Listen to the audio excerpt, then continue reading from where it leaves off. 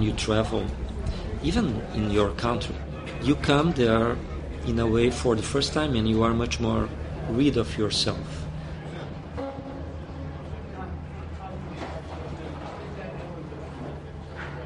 Some people publish books, some people give talks, and some people travel and do projects on site.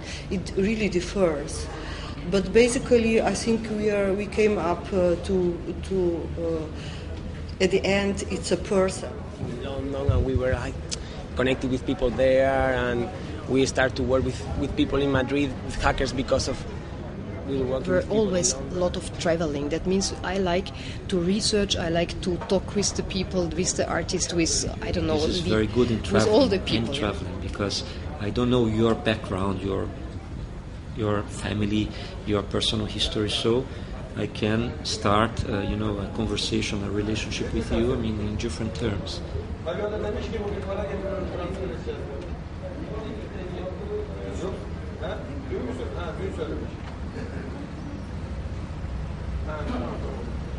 Albania is one of the most important source country, but also transitional country for slavery, modern slavery, and also prostitution. Fake visas for Serbian people who want to go out of the country. So I have to do a lot of these layers. It's one of the core crossroads in the world. Geographically, if you need to move, you need to think of a trick, and the tricks always change.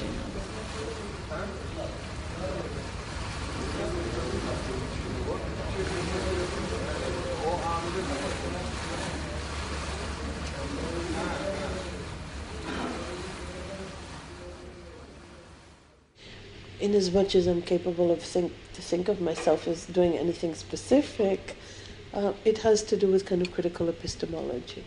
And so one of the questions that I'm very concerned with now is that we've in a way completely lost track of what it is we need to know.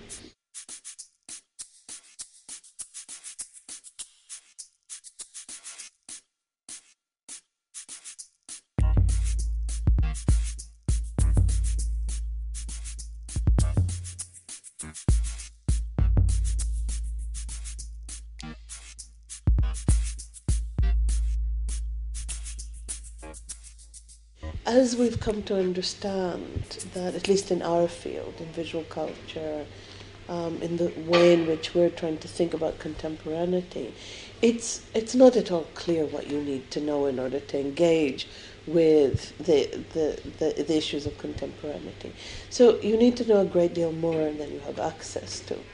And one of the things that I've been thinking about a lot is you could sit there and do it in a kind of academic way. So you could say, I'm studying economics, and I'm studying philosophy, and I'm studying globalization, I'm studying geography, I'm studying contemporary art practices, I'm studying cross-cultural translations, and each one of them becomes a kind of field of study and so on. But that seems to me to be the old model of interdisciplinarity.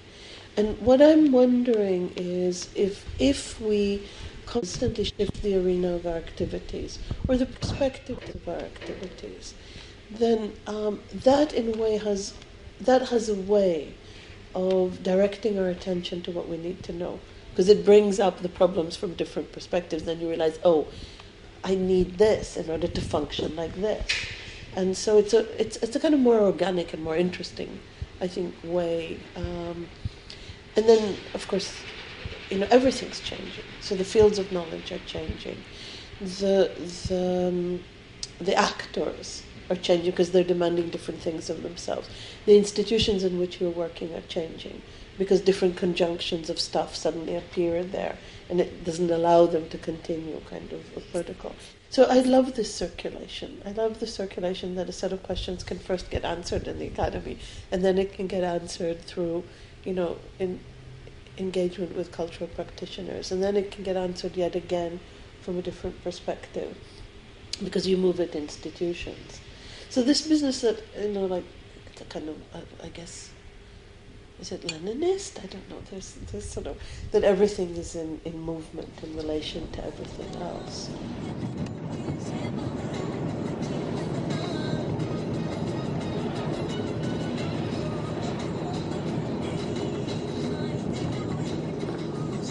when we were traveling through the region of Western Balkans, we, of course, one of the first ideas that struck us is that, of course, the Western Balkans had the same ideology of modernism as the former Western Europe. So when you see the region that has collapsed due to the war and has been totally restructured today, you can see the new typologies that are somehow very timidly coming into the architectural language of European Union, if you want. So basically, the Western Balkans is a faster region, and the European Union is a slower region. This was one of our ideas. So basically, this is also what we did with the Lost Highway expedition. We said, okay, let's go and learn on your feet, with using your own eyes and minds, what can be the future of European Union if you are now looking at the Western Balkans.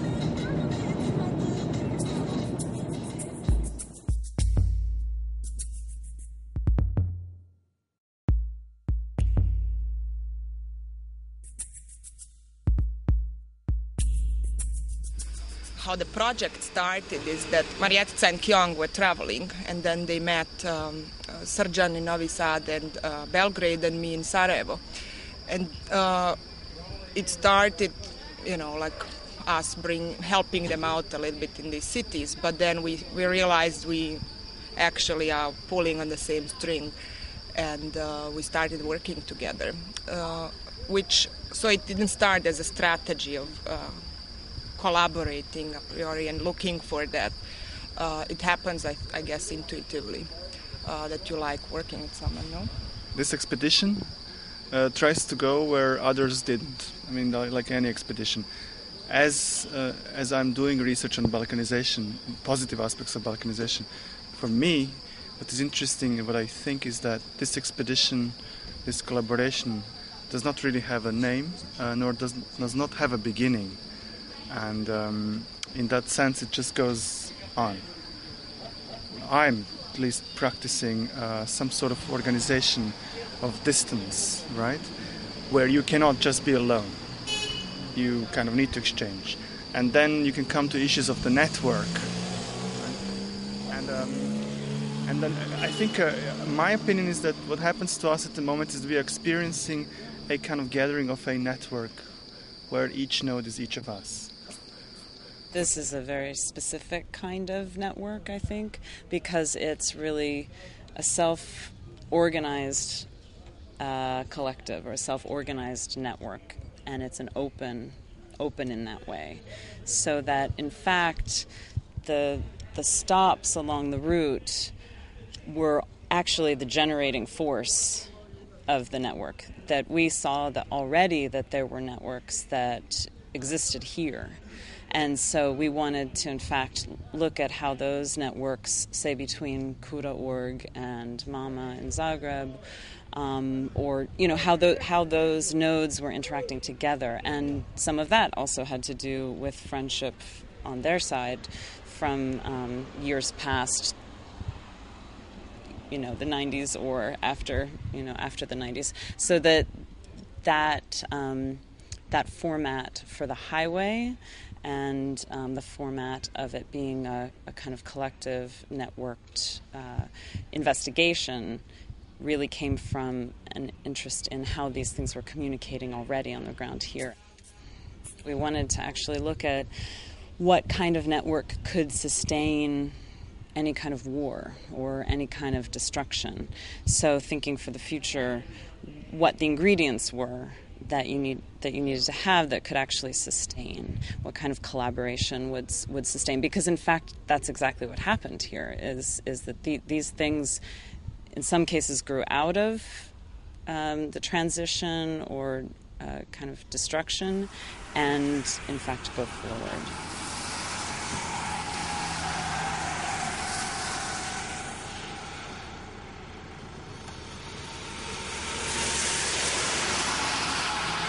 Ironically, there's three highways in our mind. One is the highway of brotherhood and unity, and then the new the highway that is part of the Corridor 10, it's the EU pragmatic economic without a meaning highway. A third highway is the one that we were imagining that is non-physical, that we are connecting merely by the people, the way that we have worked at distant places. Typical contemporary, distance don't matter, location even don't matter, so forth. It's nothing new. But we thought that we could create a different kind of highway that is not a physically based highway, And it was a kind of movement initiated by us physically moving, but it was about, through that process, how we can make our thoughts and ideas come together to move forward. Maybe that's a slight difference between the Brotherhood and Unity, because there was a clear idea what the highway was doing to primarily to unify or integrate or assimilate different cultures and populations from different territories. We think that's important, as well too. But we think that some of those things are being pressured too much from the outside, So we decided that let's not do that. Let's not set up a main idea that confines the people's reasons and opportunities to participate in this. They can volunteer with their own ideas, so to speak. And then let's see how, through this experiment, that it generates something that is not by none of us individually, but something that is created by synchronization and dynamics between people. So we came together through not a singular definition, but kind of the landscapes of our own mind coming together and mixing in a very complex way, And then I think in the end there will be some things that becomes like an organism. Like I would like to see one organism that is evolving and changing all the time based on who is a member of that organism. But we are a particle without any kind of mind and thoughts, but only when we get together it produces something,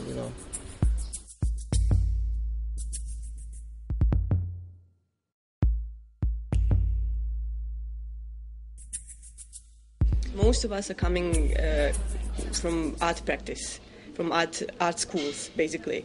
But we wanted to establish kind of a platform which would be more discussion based than production platform for artists.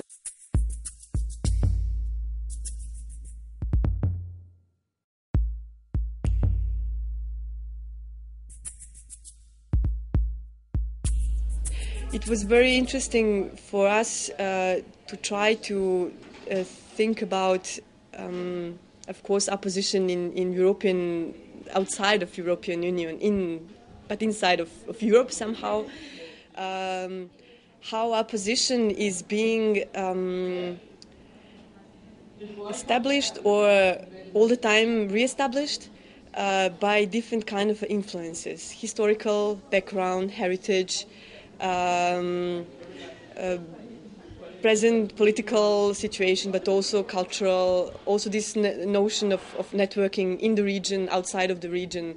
So we somehow thought that many of those things are going to change with this European Union unification. We didn't know in which way. That's why we invited different kind of people to try to talk about it.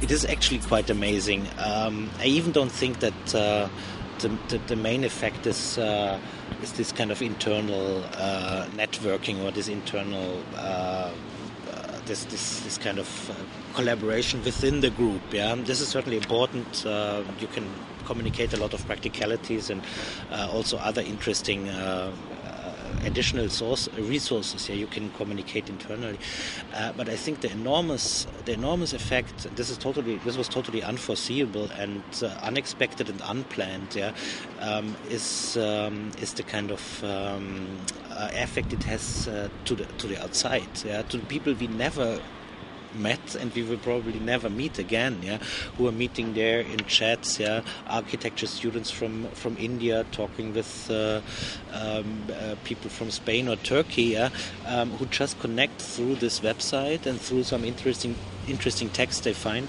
or knowledge they find or are supposed to find on this website, and then they link up or they use it in order to for their own productions. And also, this is something that is not possible within the framework of an institution. Yeah, you have to do it outside or in some kind of grey zone.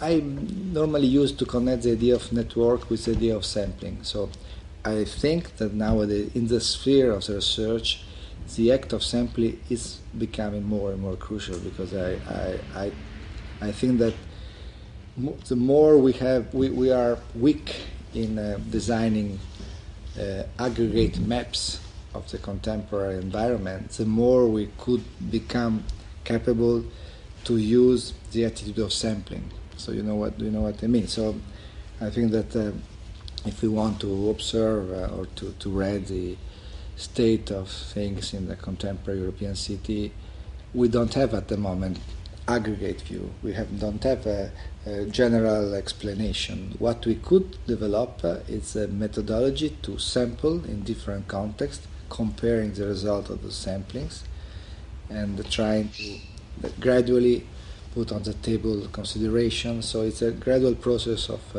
acknowledgement, which comes from a methodology which needs to be rooted locally, thanks to the presence of local networks. That's evident. So if you want to sample what's happening in Paris in the Balliol, you can go there, but it's very important to interface, to interact with the local network who can help you and so on. So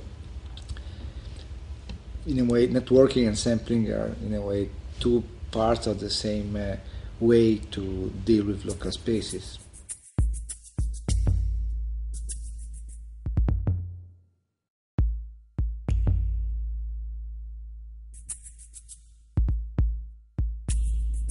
There is in all the countries no money and no art market. Almost all. If you have Russia, you have an art market. But if you look at the scene like Bulgaria, Romania, this is really, you have the beginning of establishing of new museum of real contemporary art after the Soros centers, which did a big job in the mid-90s. But all these things are over.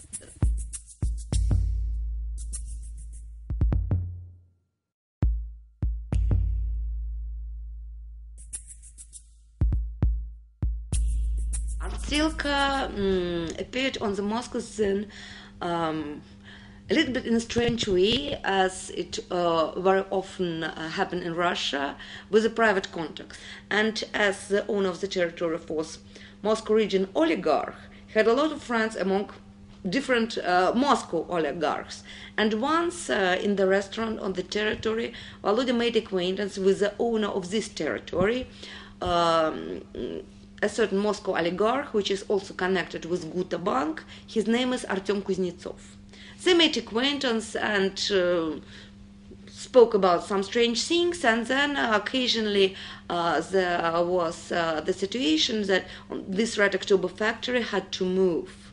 And there is no idea what to do, and maybe there was very, very dirty garages, but we like this territory and we imagine that it will be interesting to do something here. And then we discussed a little bit with this owner of this Red October factory, and he told yes. And we discussed the possible price for rent, and it's very, very small here, especially from the point of view where is this building? Kremlin, house of the government, cathedral, and so for Peter the Great on the back, Tretyakov Gallery. They have so different developments also political backgrounds. You know, Tito, ex-Yugoslavia is different to Ceausescu's Romania. So that means also the necessities of working and also the art histories are very, very different from their background. So what I can say from what I think was our focus always was to meet the people who had a certain interest in these countries to let's say to work on this kind of very, very, very quick developments which are going on there. So this was the artistic interest, my personal.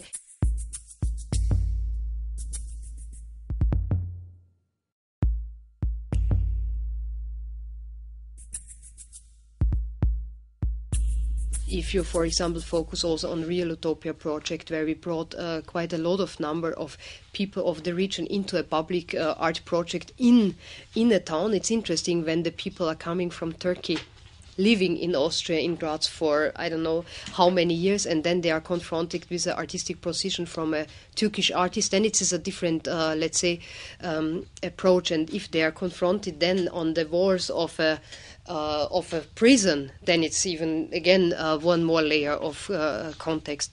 And I can tell you, I feel as Rota much more part of the whole family. That means we were never, I think, so much observed as a kind of Western people who came. This is interesting because we showed over years such a deep interest that they trusted us, and we have, I think, a very big trust in the people whom we worked with, because we were always connecting the people from Eastern Europe into European contexts. This is very important.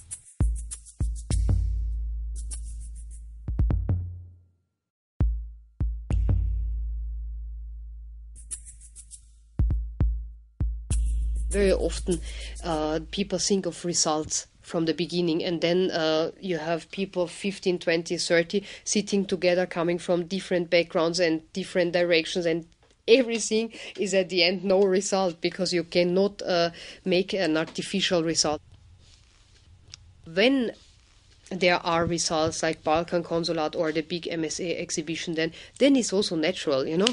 Then you have some ideas and you work on it. But at the end, it's not obvious so much to do it only because of having results, you know. I was thinking what this project, what I expect from it or what it brought me. There are two major things. One is, of course, that I won great friends, and I learned so much from them during this whole process. Not only, you know, all the things that we've been talking about, but also reading about. I learned their territories. And war has affected my life so much that I really had 10 years problem to move on. And I'm still working on a dissertation that deals with the genocide in Bosnia. And I was not capable to open up for a long time. And this project really taught me, you know, to learn about the other and to first to physically go to the place and establish friendships. And this is something that is stronger than politics can ever do. So this is not a nostalgia for Yugoslavia or something. I really don't want to go into that. But it's an extremely important experience to do. And for the first time after the war, I went to Belgrade for the New Year's, and it was extremely powerful experience. I'm very glad that I was there. And you know, I've never been to Podgorica and also to other places. So just being there and seeing it and just learning from it, this is enough. And you know, I will bring that experience back into my work, and it will open up that horizon, definitely.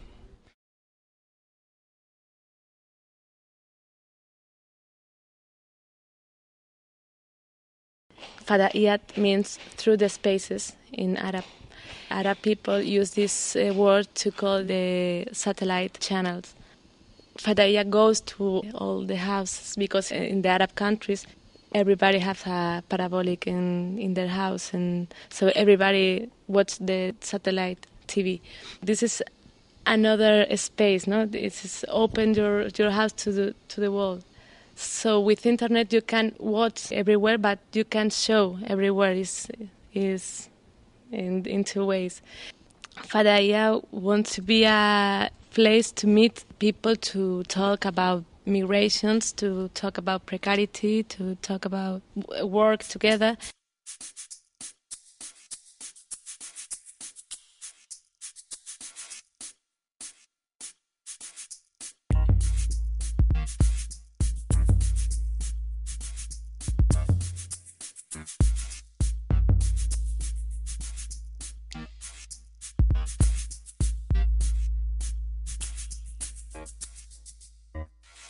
This border in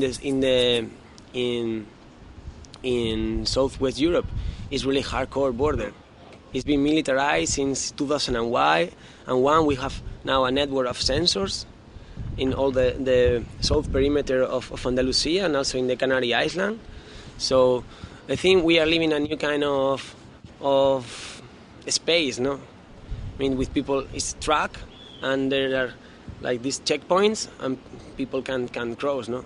And in Spain, we have been pioneers in this like electronic defense wall, no? Because in the United States they did it with like waste from the Gulf War. They did it this gatekeeper operation, and they militarized the border in '94, no? But with border patrols, with walls, and here it was much more like postmodern, no? We recovered the idea of surveillance tower, but with radars and with infrared sensor, and we start to discriminate who is crossing the border and who is not crossing the border by sea.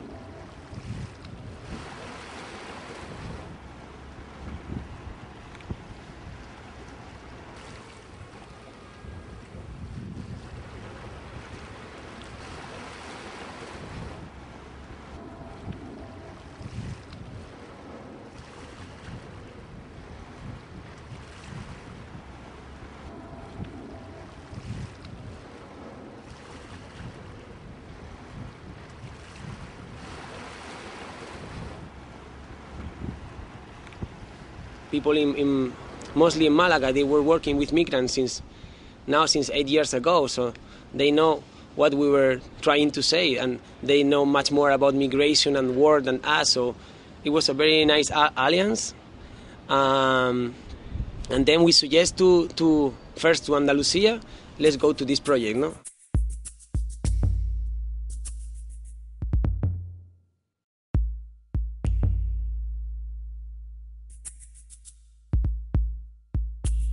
And at the beginning, there was a very amazing discussion about why to go for it.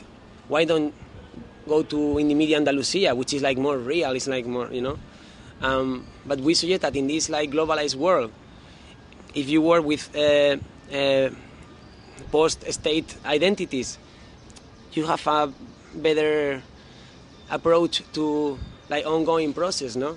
Because, for example, about the human rights or the civil rights or the rights of the workers, you know, you can fight in your neighborhood, but if you fight in Brussels, it could be more helpful, no? And there is a syndication of struggles, no? I think the power is global and it can move the company from here to here, and it doesn't matter, no? So we think if we want to change or to improve the things here, to work with this identity of the North is not enough. No, we have to try to prove our identity, I can say, in the ocean. No, and being in the ocean, we are going to be able to see north, south, and also up and.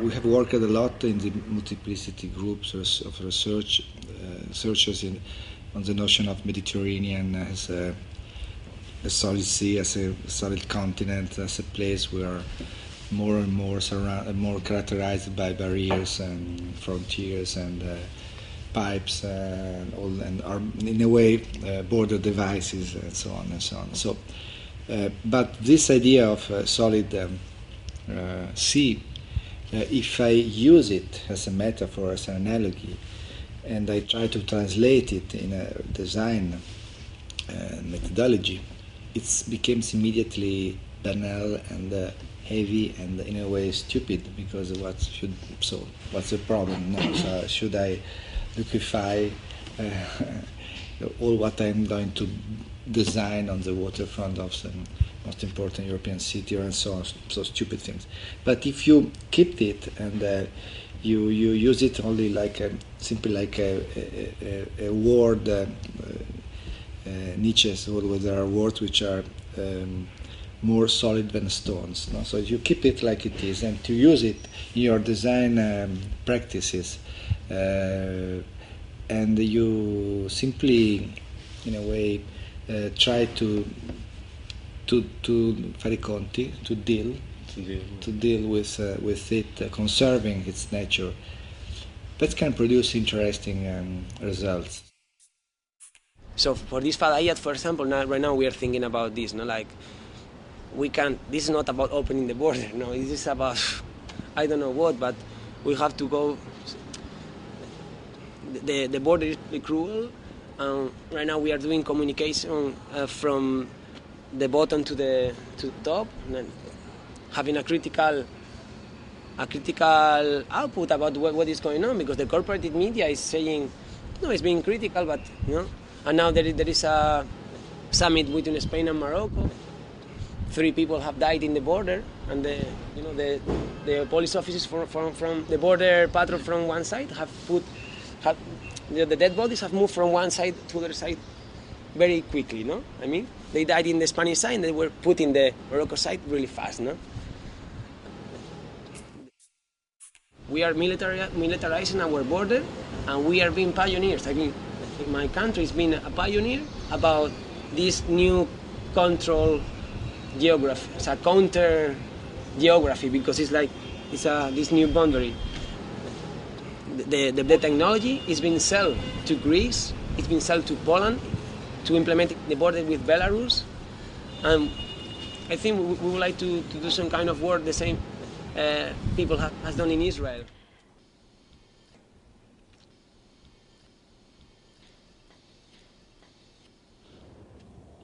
In my own personal research on kind of military, on contemporary military thinking, and the way in which I've kind of sought to expose and critique it, there is an assumption, a current assumption, that the knowledge of kind of enemy organizations are always opaque. The level of penetration that intelligence agencies have of its various enemies now, guerrillas, resistance fighters, terrorist organizations, is such that they are very opaque, and in fact, very often the military would go on kind of random action in order to induce its resistance to emerge. The minute it emerges, it has forms. The minute it emerges, its organizational structure becomes clear, and further actions are possible. This, in a kind of strange way, could even help explain the kind of the perverse logic of the war on terror, where the kind of as a kind of epistemological question. I mean, how do you understand that which confront you, rather than how to reduce the risk of something to happen? So, in fact, by being on the move, by operating on a kind of a so-called preemptive approach, you produce the very thing against which you have been, which you fear most.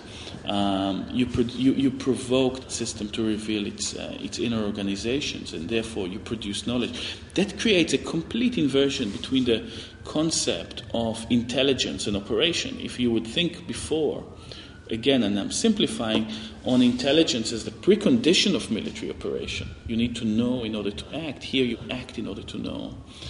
This is the essence of that kind of research. Now, to say we are influenced by that, obviously kind of our ethical and moral and political position is very different than that. But I think it's a good kind of explanation to show how action in a situation of radical ambiguity produces knowledge by creating, effectively, creating the knowledge you are there to research. The philosopher Brian Massumi called that kind of action incitatory action, in a way, kind of the very action that produces what you are there to later theorize and research. But in fact, that has become almost the kind of the ethos, if you like, that captures the nature of the kind of the way in which we see practice, both artistic practice, architectural practice, cultural practice, as the production of knowledge that hasn't been there before.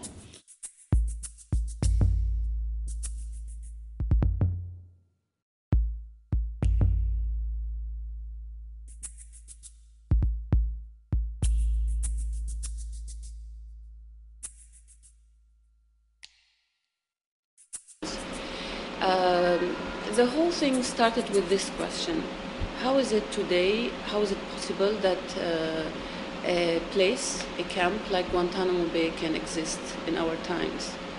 So this is a question that we are starting with, but it doesn't mean we want answers. It's more we want to open up discussion and to think about it ourselves with others by bringing analogies, parallels, opening history, the map of the US as a historic site, and thinking about it.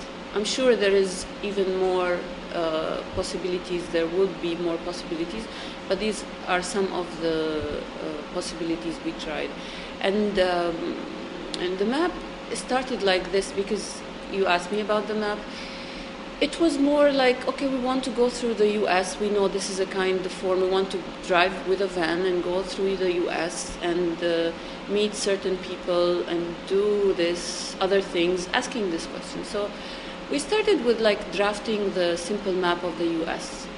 We didn't know then that it would become that large. It was a small, as a kind of a proposal idea, and with some of the people we would like to talk to, meet. So this map started week or month after month, developing into a little bit larger scale and adding more and more layers to it.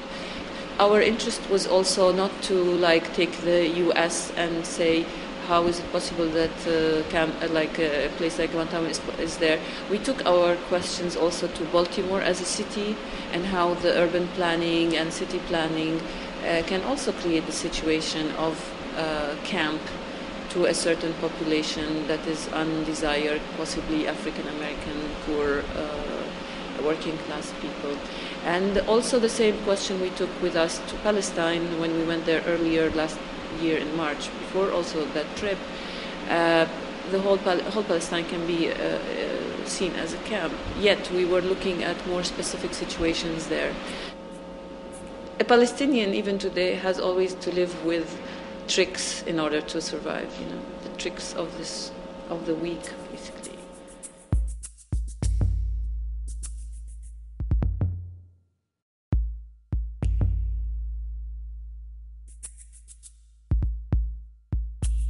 So when me and Katherine Gregos were invited to do the exhibition, and after we had the first site visit last July, 1 year ago, we thought that it wouldn't be a good idea to limit the exhibition into the buffer zone, because it would mean that the vision of the island, the idea of the border, would be reproduced. Instead, we wanted to open up the frame of the exhibition into the two parts of the old city of Nicosia. So as this is the last divided city of Europe. people younger than 31 years don't have any visual memory of the other part of the city. So we wanted to, let's say, not of course launch, but facilitate the circulation that is already happening between the two sides of the city. We asked for special permit for me to get to the other side, because as a curator you have to meet with people on the other side and then decide on the places, etc. But we couldn't get it. So what we did was, like, the team smuggled me to the other side in car, and in some of the cases I passed through the checkpoint without having the passport control. I mean, if they stopped me there was a kind of relaxed moment that they were letting people, and if you have a kind of blonde European looking lady with you, then they let you in. So I passed 4 or 5 times illegally, but if it was found out, the whole project would somehow be in danger. But we had to take the risk, and we did it. And we really pressed hard for giving special permissions for our visitors coming from Istanbul.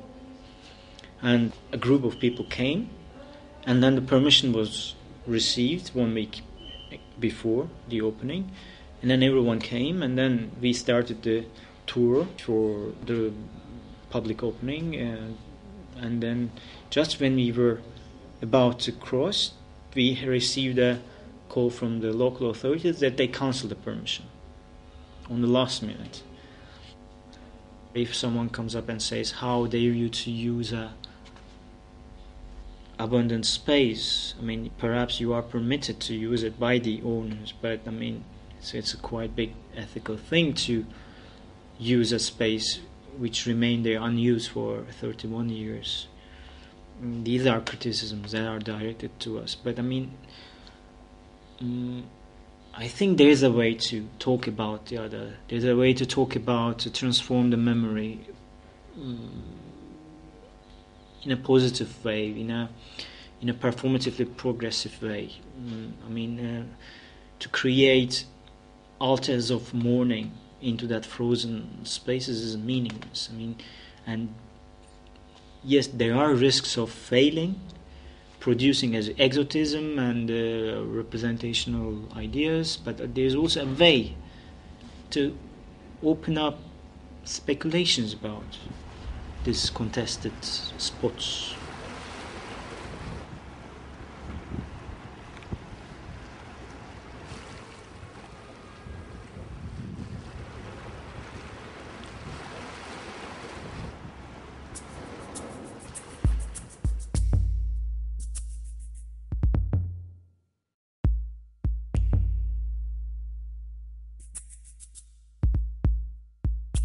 One of the motivations was clearly to counteract somewhat this very simplistic media representation that we get on and on every day.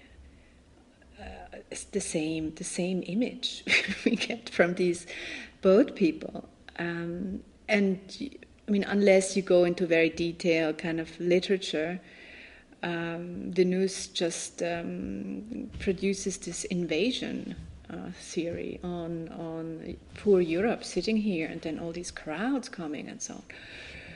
So we wanted to investigate, to open up a whole range of discussions about different issues one can research. A lot of it has to do with spatial formations. That must be of interest to you, is very much of interest to us, because all these transnational spaces overlap and intersect. They are, all these kind of subversive, clandestine formations side by side with very high-tech harbor plans to become this big kind of transnational harbor in the southern Mediterranean basin. I think those are really very complex chains that people create and use in order to advance through these enormously large spaces, and they create very complex social networks as well, not just physically kind of relay stations, underground relay stations. You have to be able to rely on a lot of people if you want to make it. So But these networks are not only positive, because now they have also, from Western countries, they have noticed, for instance, that a lot of money is coming from Western Union, from Spain, from the United States, from Germany and France, to people in Mauritania that help them make the trip. And even if 7 people out of 10 make it and 3 die, it will still be profitable because they will make them work for a year for free. So still, these networks are mainly fueled by some kind of economic structure that emerges from it, because everything has to do with survival. So automatically you have to find ways to economize it. I just wanted to make visible the network itself. So I went to Niger to film the departure and to interview all the key figures on how this network is organized, all these coaxers, as they call themselves, and to present this in a very unexcited kind of way as an everyday event, as it is for them. And some interviews with ex-rebel leaders who have a very sophisticated analysis of the space that they have occupied politically, socially, and how they repurposed this whole space now for this giant migration transit business that they're involved in. There's another piece that is completely abstract, that is a reproduction of a kind of a mise en scène, actually, of a desert drone, these unmanned vehicles that kind of patrol the southern border of Libya, because Libya has bought a lot of them from Germany to patrol the southern border. I asked Gaddafi if he would kindly send me this video so I would actually see what it looks like, but he didn't do it. So I had to reproduce it just by doing some visual research. The more secret it is, the more difficult it is to get it, to understand it, and to show it. But that's, for an artist, is of course tricky sometimes, because this interview I made with this ex-rebel who actually runs the illegal route through Algeria, who says a lot of really intelligent things, and I didn't interview him because of his illegal affairs, but because he speaks for his people, the Tuareg. But if a European Union guy would see this interview, they could think that if we do away with this guy, then we're much better off, because then we lifted this key figure out of this clandestine network. Then my video would have the opposite effect of the one I would intend it to have.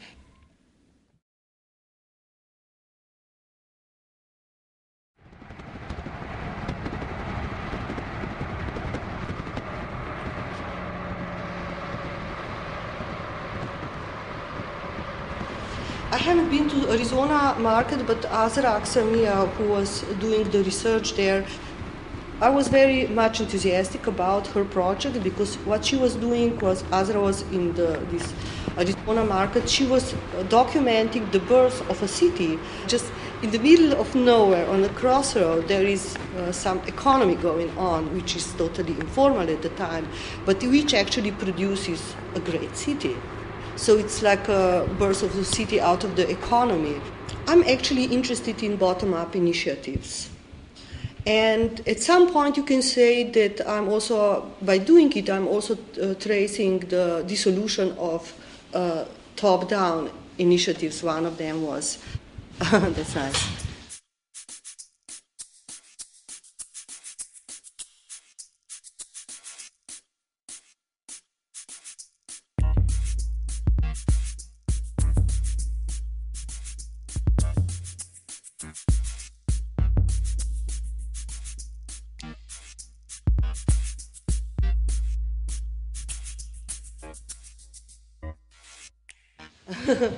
Okay, maybe we should move or something. Which means that also I am tracing by actually not really planning to do the dissolution of top-down initiative. One of them is Modernist project, which is big-scale projects. of course, sometimes, as in Yugoslavia, it was so dramatic because all the social structures collapsed. So you had to come to Pristina to see how, the society has been restructured from bottom up.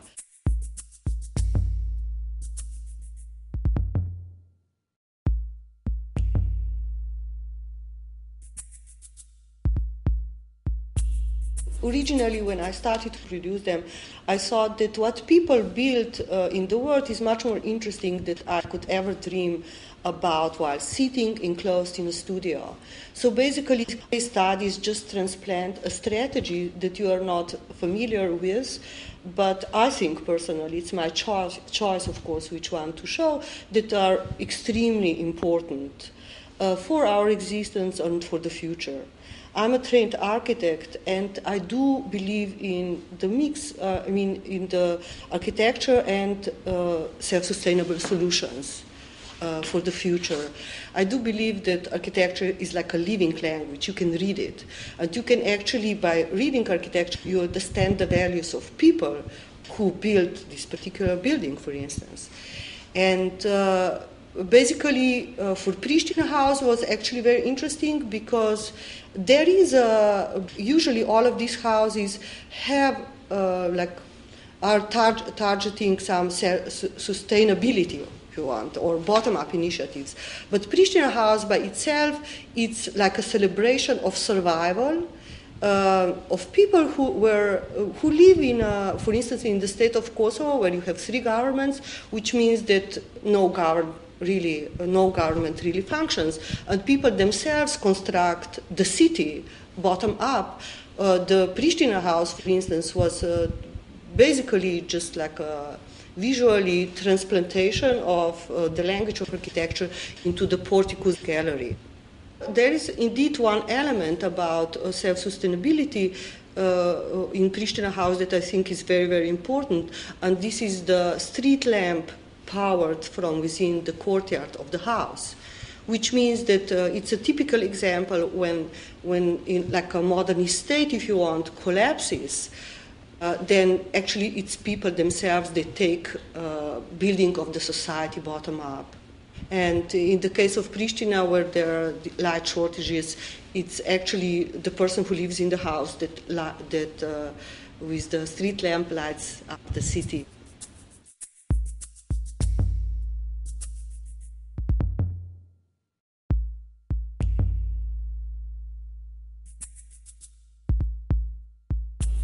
When I was invited for the Sao Paulo biennial to go to the residency to the Amazonian state of Acre, in Brazil, I decided, of course we had tons of interviews and we traveled a lot, but basically my case study was to show an example of the school in a remote rural or forest area. And the school comes together with a satellite dish and a big solar paneling next to it. And they call it, the people who live in Acre, they call it Power Kit. And of course, school is knowledge, then solar panels is power, and satellite dish is communication. So actually, the Power Kit, it's something that a rural community, which is disconnected from, let's say, civilization, knows. It makes a healthy foundation for not only for their future, but also for future of the world, if you want.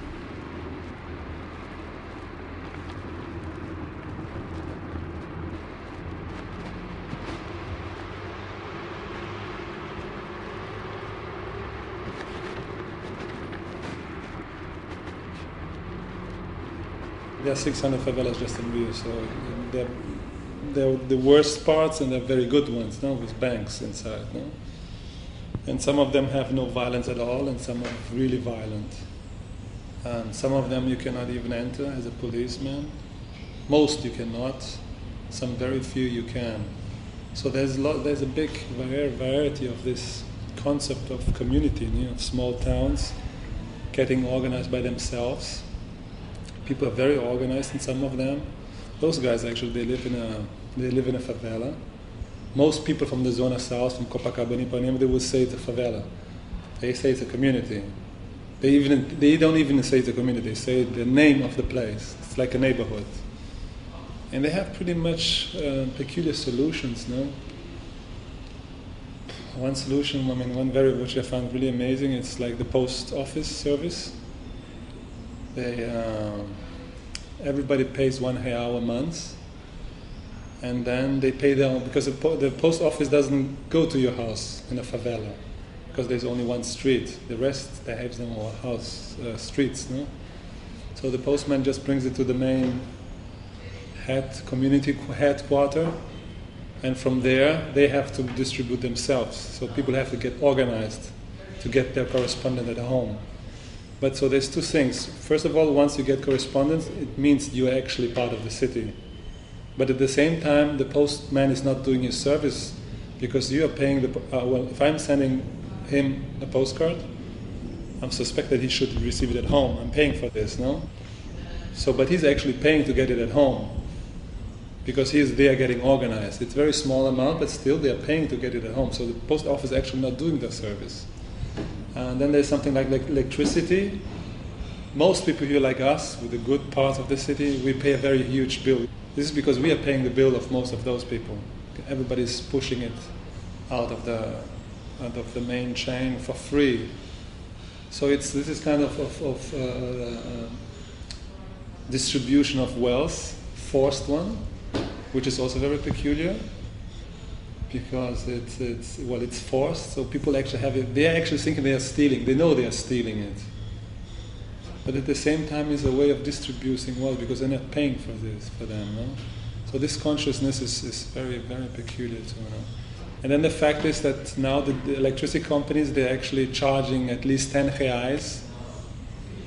So to bring up this consciousness of being part of the city. So they now, most people in those communities think, well, we are not stealing, we are paying at least 10. But 10 reais paid probably only tenths of what they're consuming, because they leave all the air conditioning on 24 hours. If I would do this here, I would pay like 600 reais a month. So if you go to favelas, everything's very cool, actually. It's very, you go into the building, everything is air conditioned, because they just, there is no charging, no? But lots of aspects to the favela itself, in the sense of how they are actually built. I think the fact of the free electricity makes it. I've been with those guys several times there, and it's very, very peculiar. Once you don't pay for electricity, you build up your house without this very important fact, which means they know from the beginning on they will have just a hole for the refrigerator or for the air conditioner. So most of those places are very dark. They build it 4 or 5 streets. The streets are very narrow, because they just don't need the light, because when you have air conditioning, you have to have a closed room. So this actually, the fact that it's for free makes it, the whole architecture is completely different, the way they build. So they build it almost one close to the other without any window or natural ventilation. And I think once they might change this, in the sense of that once they have to pay what they're doing now, this could have a big effect on how they're going to be building favelas. No?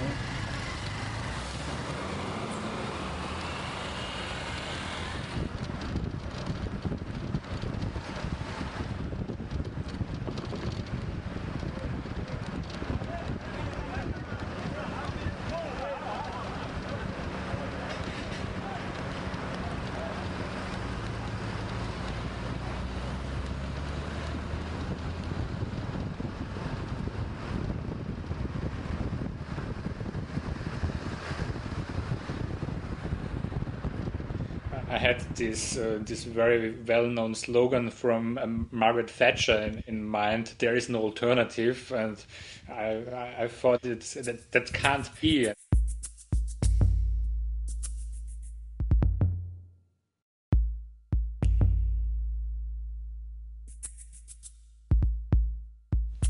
if I work, for example, in Venezuela together with Dario Arcellini, of course, we also have this position that we are not living in Venezuela, even if at least Dario spends a lot of time in Venezuela, and that we come from the outside. But I think our concept is usually so clear and also so easy to understand that people value it and they think it's important and they want to support us to get our films finished, because they also know that it is important that they are made, and once they are made, the people also use those films. So, for example, the film Venezuela from Below, the first one on Venezuela, we realized in 2004, is now also distributed on the black market in Caracas. So you can buy the DVD there for less than €1. And I think it's the easiest way if somebody wants to get the film to buy it for €1 or less on the black market in Caracas. And when we presented the Five Factories film, which was finished in 2006 in Caracas, I think almost 300 people came to the first presentation, and half of them were the workers from the factories we interviewed.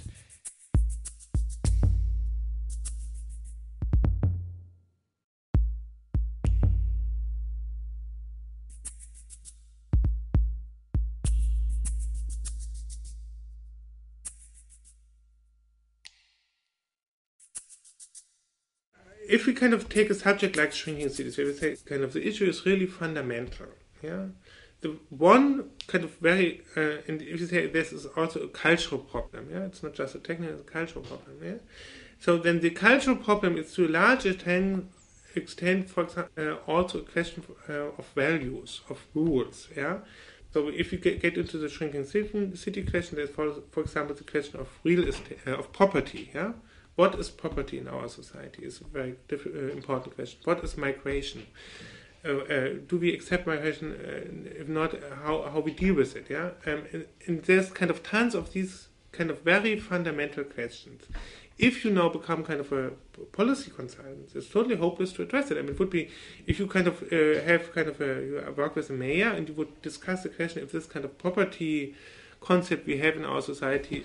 It would be very difficult to find anybody. Just kind of the title of the project, Shrinking Cities, was kind of a totally red flag for most of kind of the politicians we have been in touch. Yeah. So I hinted in a world map of shrinking cities, which is something kind of very neutral, scientific. So I couldn't see any problem with that. Once in Manchester, and then also in a German city where basically they wanted us to stop working. In Manchester, actually, it was we could do the work, and then it was a question of presenting the work in a German city, basically, where the mayor stopped doing it. Basically, there was already a space, financing, an institution, blah, blah, blah, all was arranged. He said no, and this was full stop. So if we kind of take the liberty to really kind of ask what means radical question, but some kind of questions which kind of goes a little bit beyond the normal way. Basically, we have to work out a different way of having an impact on society. So I then believe the main goal of the Shrinking Cities project was actually kind of to have an impact on the thinking on the subject. Parasite Museum was this critical frame which always want also to ask about the context of a certain activity, about the production, knowledge production, whatever. And on the other hand, it's also want to bring another story, and this is the story about the parasite or new parasitism, which we declared as a new strategy, which could be useful as in the field of culture, but also in the field of economy. And then later, our work was not that much focused on the institutional critique, but more about how to establish different platforms or different spaces within the city, within the society, which could possibly produce a certain sort of independency or self-productivity. So that's why we are recently more focused on the topic of contemporary city or different forms of economy, especially the topic of parallel economies, black economy, or however you could describe this.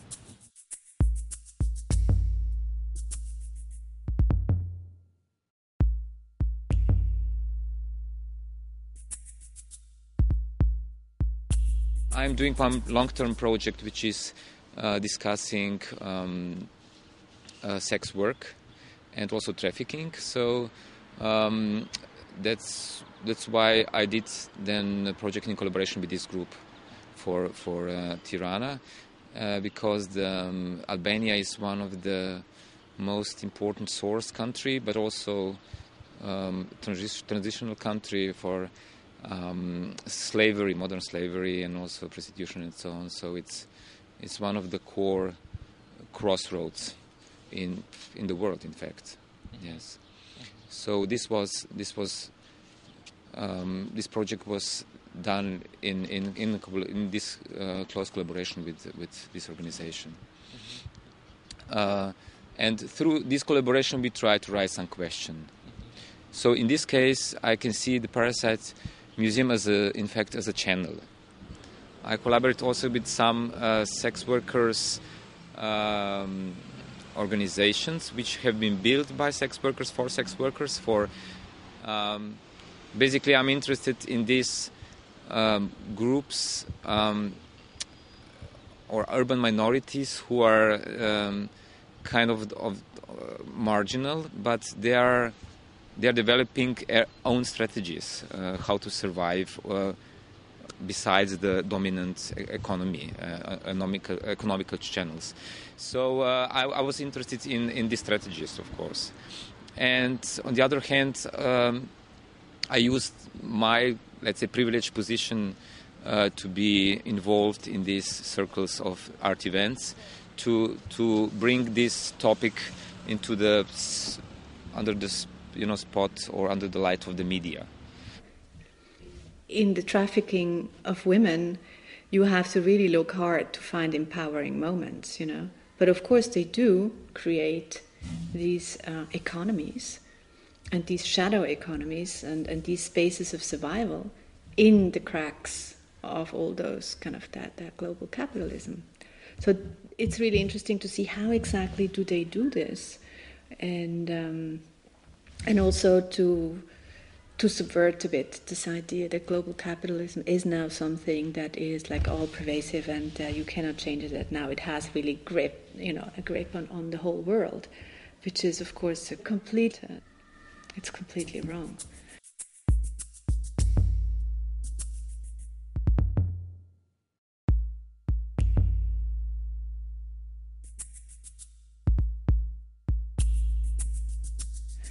So to show constantly how people are subverting is a way to kind of draw these counter-geographies, as I call them, or other people call them. And subverting borders and going around borders is, of course, the most visible effect of all this. So there's always this desire for self-determination and the autonomy of migration, and then there are all these other technologies that are there to kind of manage it and control it and figure it out. But these two technologies are constantly in friction with one another, and where this friction is happening is ultimately an interesting place.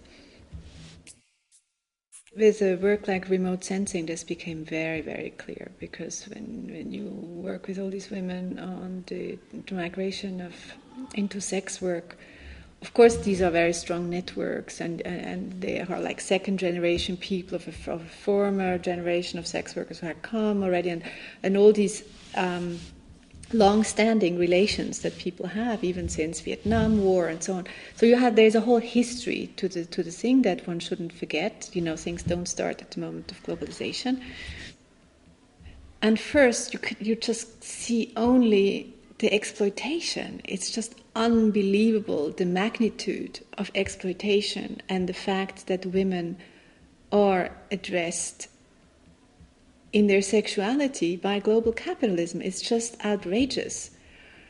But then, the more you speak with them, of course, you start to understand, like, after a week or two, you realize, like, well, this is the state they're in, this is the situation, they speak about it in normal terms. So you start to enter a completely different level of conversation. And you start seeing those little things that they manage to achieve. And of course, also the fact that what they achieve actually is make their whole family survive in the background, which is not a little thing. But there is a level of sacrifice, there is a level of all that kind of victimhood, but I think there's a lot of different ways to think about these things. So actually for a video, for me, it's more important to open range, not to kind of make my own position so clear in this, but open a range of very conflicting positions, because this is what I could do, and you open again that border between what is ethically okay and what is ethically not okay, and then suddenly this black and white kind of visions blur a little bit, and you start to enter this kind of muddy zone, which is that between those borders, which is actually what I'm most interested in for the last 15 years. It seems to be everywhere.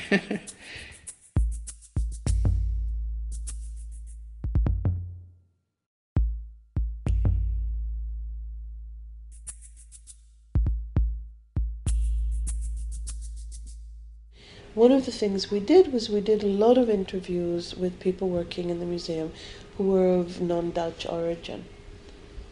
So that included the director, who was British, and a lot of the catering staff who came from different places, cleaners, security guards, just everybody. And we didn't ask them where they came from and their life stories, but we asked them how do they inhabit the museum. One of the things that really surprised us is the people who seemingly were on the kind of lowest strata of decision-making in the museum, catering staff, were the ones who'd actually spent a lot of time thinking about what the museum should be doing. So there was a huge amount of really creative planning, they had ideas, they had whole policies in their heads about what should be done.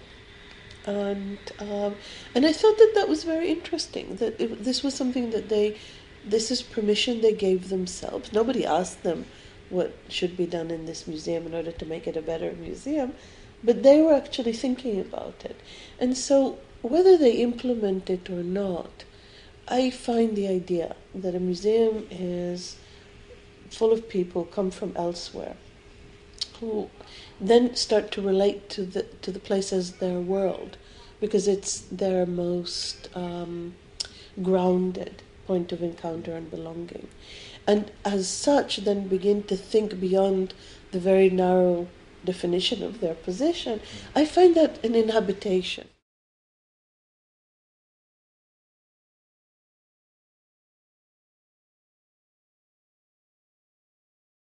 Working in our courtyard where the general neighborhood is quite poor, and when someone else comes from outside, you're teaching these people, or you're showing something, because even some of the neighbors can think, because we are so different from each other, that we try to break every time, that this is like another common ground that we can meet. This social ground is not good for to speak face to face, so we make another space that we can meet.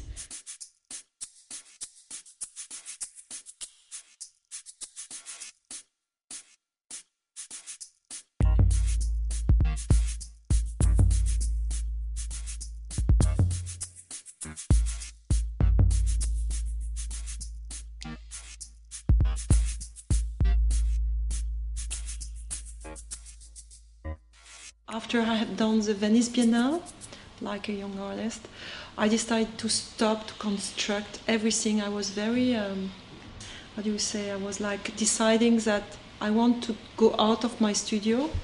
What became the title of this group, in a way, was my decision in 1991 when I said not a promised land but a delightful wandering. That means to decide to begin to travel and to work with people I met by announcement and to share my authority like an artist with a model.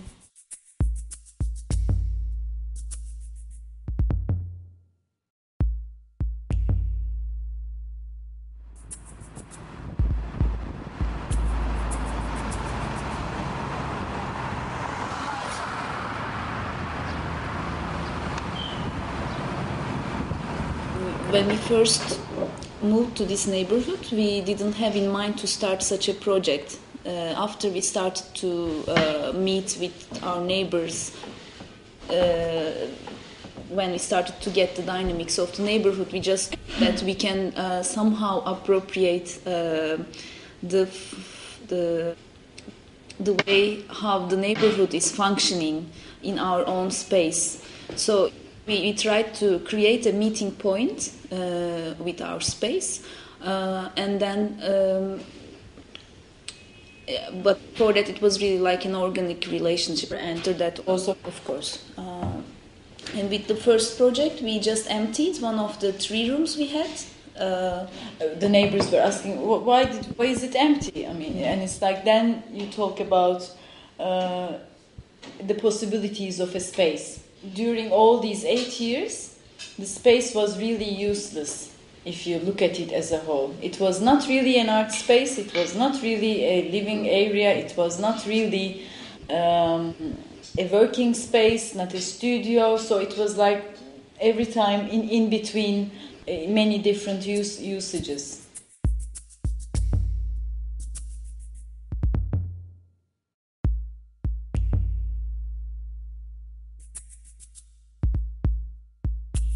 I was working in my studio on another place in the city of Srdjan, and I think it was a very interesting city.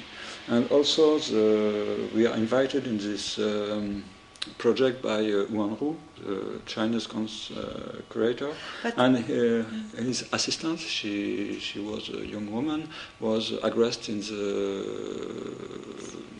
subway in this area. And she was just going outside of the airport and going to Paris by the subway, and the subway stopped and they keep all the things she has.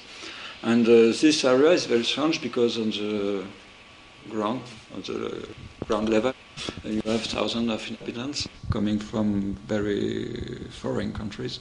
And in the subway, underground, you have millions of people going in the pipe to go from the airport to the... And these 2 populations never cross them until if they stop the train to attack and to rob the things for the people. And for us it was a very... In one way, it was also a sort of a territory of modernity with the moving of the people, one first moving for the immigrant people, and after they stay in this area and they can't move, and they don't have work, and it's very difficult, and the children, you see the French reality today, it's also in this kind of place, and the other people are moving under. And for us it was a very interesting place to do a project for these first reasons. And the second one was how to work with community of the art collaboration communities. And we try also to say that in this kind of area, because the life is very difficult, maybe because our French society is not really open, and it's very difficult to be in a society. And a lot of people return or do a sort of new communitarism, but very archaic in one way, and also very with the power of the man, chief of families, and so on.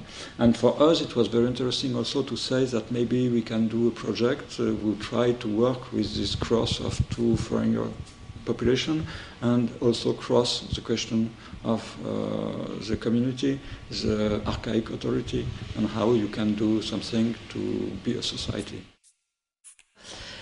We make the competition and at least we win it. We won it. So it was like a nightmare because we thought it was a nice project to imagine, to think how it would be nice to make a place for solitude, that people can escape a little time their own community, who is very powerful with them, and just to have a nice place. But for us it was very like an utopic project. It was more like, the thing, what I think is a little different, what I just want to see more like François, that when we arrived there in the beginning, it was more for us a project to discuss with the people, because we always say that the process is how these people can construct themselves like a subject through a process like that.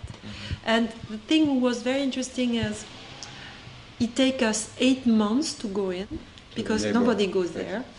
So the first meeting was, we are all there, and we try to explain that we are going to make a place of solitude. And we thought they are going to put us out of the window. And they say us two things very strong directly. They say, okay, we understand. We like that. But who decides? If we go there, it must be crazy beautiful. If it's not a mosque, if it's not a church, if it's not temple, if it's not, it must be crazy beautiful. So, first question, who decides beauty? And the second question was very good. Say, who has the key?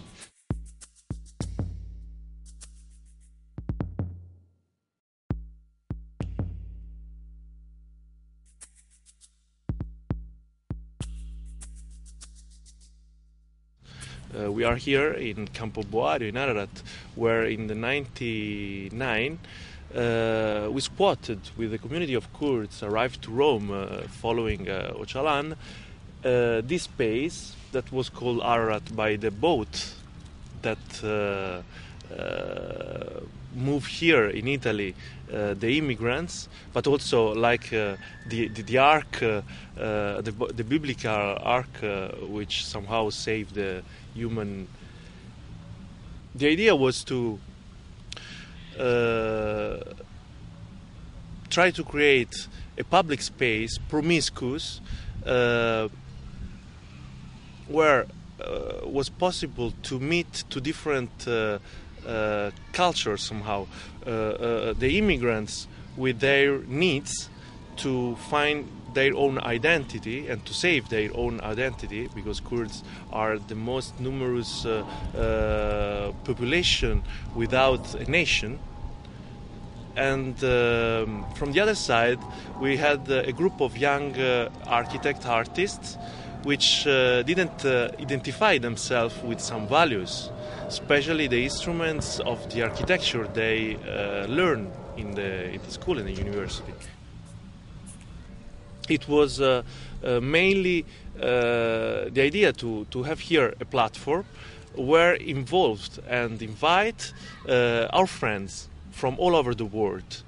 And because we felt here immediately a vision when we move in through the doors you saw just there. We perceive here an image, a vision of the city of the future for its complexity. Of course, was a self-organization with a lot of conflicts, but conflicts that were not dramatic, but were able to create a balance.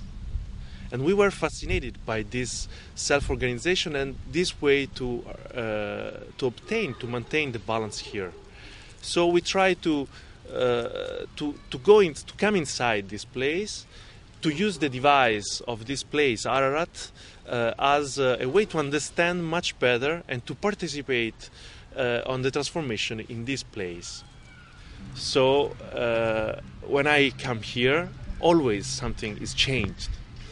For me, it's strange to come here and to see always different people. It's more strange than to see the space changed.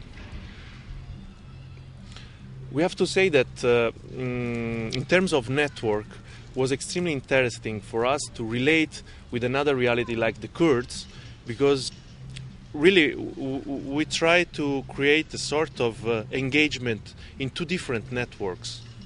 It's incredible to imagine how the Kurds are connected one to each other and we could follow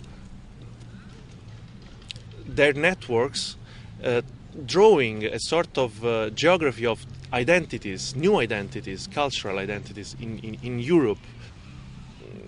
The reality of the Kurdish people, which is just passing by Rome, is totally different from the second, third generation of Kurds people living in Germany.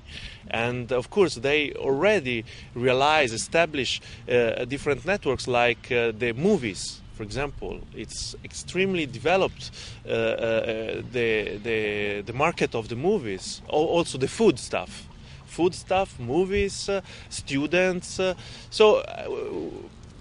We try to develop something that we call Kurds on the map, to reconstruct this sort of geography of new cultural identities. Everything starts from a practice of listening, of course, and also here, for example, in Ararat, where we had to deal with a community that is so strongly politicized. At the beginning was quite hard to define, okay, I can arrive up to there, but I cannot, we never, the artistic field, it's also because allowed you to cross over the limits of politics. If you approach to these problematics speaking and talking about politics, you will find to have a wall of misunderstanding, a wall of. But if you start from the space, for example, how to organize this space, how to live in this space, what we can share, what we cannot, it's totally different. For me, it's impressive to come here and to see that this place exists now. And just in the last 3 years, past 3,000 people. So this is not just something that we did for the visibility of the Kurdish problem. No, this was something that was extremely important. The process of the way that multiculturalism is becoming a master narrative, so to speak, in Europe is happening the way that basically you have two types of people, two types of local people, either the ones that are openly disapproving assimilation of the otherness, any type, whether we talk about Turkish people or lesbians or whatever. But also there is this other type of people that are supporting this multicultural logic, but basically hoping that the other will stay the other, and that hopefully I will never become that other. And this is how the European intellectuals think about this. And these two types of people are actually living in the same house.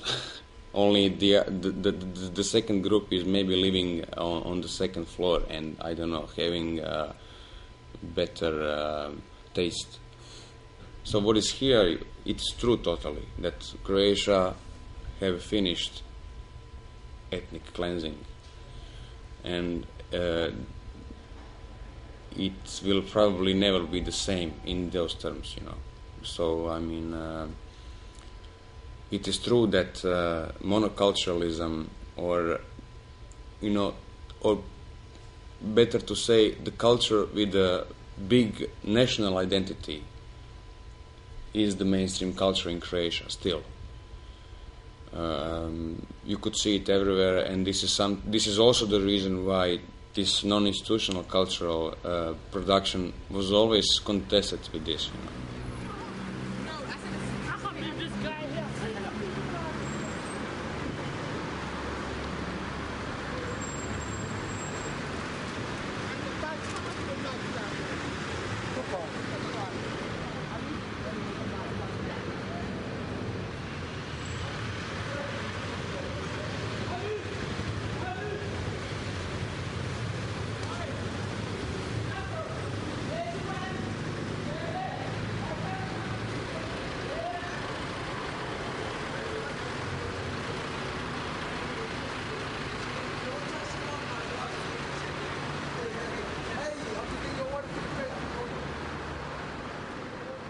There is no engagement there. There is just bearing. We are mostly in Europe bearing each other. It's also one of the reasons of like the whole drama of London in July and the shock of it is again an example of this parallel existence for which we somehow are completely blind. Let's say on a level of official culture. That does not mean that underneath, on a level of alternative formats of communication and exchange, there is no different practices than that. But as long as the surface of the official culture does not change at all, there is very little chance that this invisible practices will be able to inform the official. And the foundation has an ambition, which is quite big ambition, maybe impossible ambition, is to try and develop instruments that are linking these invisible practices with the surface of what is considered officially as an attitude in a social field and in culture. A lot of architects, in a way, in the 70s went to the global south and discovered informal architecture, and in a way found it was a kind of relief to what was going on in the, let's say, in the post-illusional times after 68. And they discovered, hey, there is a kind of new freedom or whatever. And that kind of hippie dream too. And they came back. It was not at all possible to relate to European society in that sense, but they, in a way, tried to introduce what was participational architecture, which was a kind of self-made architecture within the rules of Europe.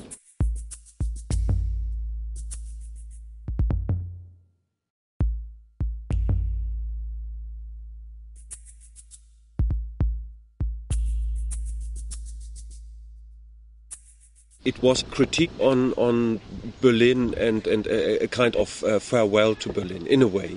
So we started to say we are really bored about discussion of the European city, which is one of the motors of Berlin, to reconstruct Berlin as a kind of European city, and we were really questioning what kind of Europe do they mean.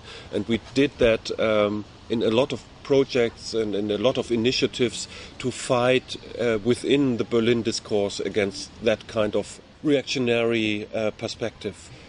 We wanted to look what is beyond civitas, that kind of Senate phrase of a kind of civilized bourgeois or citoyen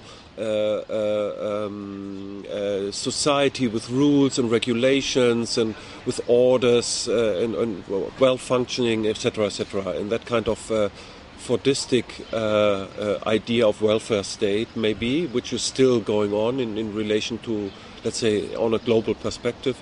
But we wanted to look beyond that and where that kind of informal structures are emerging, which are obviously coming now to Europe in a way how welfare declines, how people have to help themselves, how I would say the banlieue survive. It is a kind of self-organizational process in a lot of senses. That kind of processes which we could read in Istanbul or in Lagos or in Afghanistan or wherever, or in maybe more comparable in Buenos Aires, because it was such an European city compared to the rest of Latin America, that you really see that there are structures which are not at all exotic, and you have to be careful not to say, hey, that's working in a way, let's do it here too, because that's really the liberal idea, but to learn what could come and how you could get rid of terrible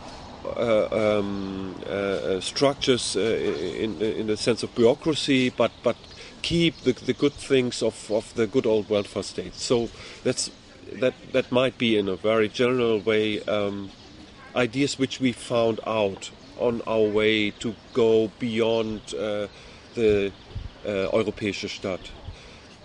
the European city is existing, let's say, in something like Leopoldville. That was the Belgish Congo. That was the now known Kinshasa, which was formed into Leopoldville by King Leopold II. So it was a colonial product. So the European city is not only existing in Europe, but it's really existing all over the world where the colonies are. But out of that, by exploiting the Belgish Congo, Leopold II transformed Brussels into what is now known as the European city. So he did a kind of Haussmannization. So he destroyed the old Brussels and transformed it into the alleys and the Palace of Justice, etc. Everything what we read now as what is the classical European city came out of the wealth, out of the colonies. So I would say it's not happening somewhere separate. There's a kind of interrelation between Europe and the colonies, and especially my interest is Africa or African countries. So I would say it's not a one-way street. It's a very complex situation, even in history. And now you have through migration and through information and through whatever, you have a much more lively relation between the former colonies and the post-colonial Europe. And I would say, for example, Muhammad is the most chosen name in Brussels of a boy since years. And that says something about how cities of world are now emerging within Europe, and we are cities of world, or the world is within our European cities, in a very concrete sense. If you want to find Nollywood productions, so DVDs from Nigeria, you just go to Afro shops. You mustn't order it from Lagos or from US or wherever exile communities are here. There are exile communities who are buying it here, so we discovered that it's just around the corner if you want to watch it, and I think that is how we discovered how close the relationships are, even within the European cities.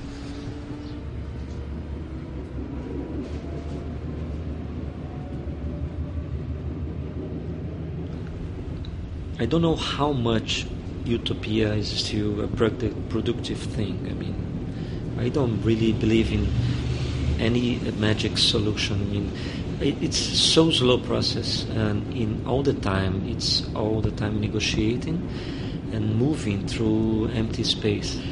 I think the main spots of any culture, I mean, it's not official one. I mean, it's so difficult today to believe, in this big totality. I mean, so it's always small groups. I mean, not small. It's small for a city is one thing. Small for a country is another thing. Small for the world is a lot. But it's really difficult. I mean, it takes time. It's a dynamics. But I think there are certain links that certain people just spread and create, and they can contaminate others very slowly. And I think this group, which is of course big, millions of people in the world, but they have different speeds, and they are aware of something, I mean, that others are not. And I think this is something that I would like to, I believe that it happens, I mean, and not the totality of everybody now. So this is a game all the time, a game of certain groups that do not fit absolutely, or are more aware, or whatever. Can be, I mean, not that these people are illuminated or special anyway. No, that's not anything of this. But it's just something that, a kind of inquietation that it's interesting to cultivate. And we see that not everybody has the same inquietation at the same time. Brazil was condemned to be modern. It's like all the time you need to make a revolution. I mean, because we don't have this tradition background, so we have some open horizon that you can invent. And then you can also create all the time some sort of utopia, because we don't have the centers and the models, so we still can plan something to be, because we are never something. You know that you play sometimes a double role, inside and outside, but it's necessary to go in and out. I think this is much more important, how to learn, in a way, how to play these movements and not being stuck in just one place. If you have to negotiate with big power, I mean, be able to escape also, which is very difficult to play these displacements.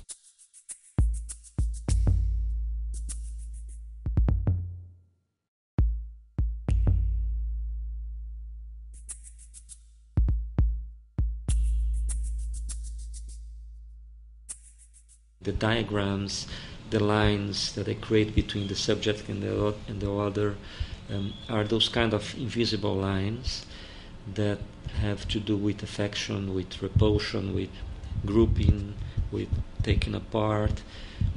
In this work that I play with group dynamics, I used to say it's person-specific, not site-specific. So it's a way of including anyone, because anyone can come and this one brings something.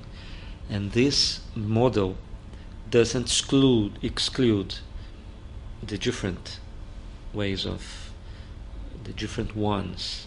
I mean, any different one can play with the model in certain way. I always put myself in the game as well. I'm not play outside as a director. Just so maybe that's why the model can be so flexible, because I don't want to be outside of it. In any of the works that I play in this sort of dynamics, I also take part.